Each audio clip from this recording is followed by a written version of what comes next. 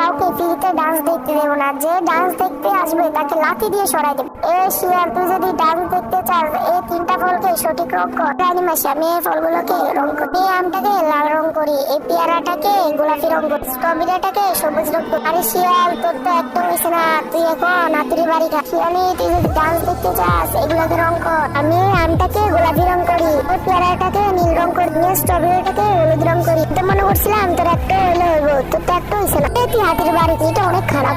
কি তুমি যদি ডান্স দেখতে চাও 3টা ফলকে রং করো। এই আমটাকে হলুদ রং করি, এই পেয়ারাটাকে সবুজ রং করি। আরে এটা কি রং করব? আমি তো কখনো স্ট্রবেরি খাইছি না।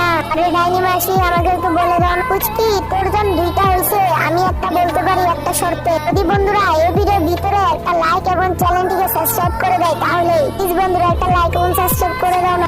লাল রং পেয়ে আবার তুই ডান্স দেখ।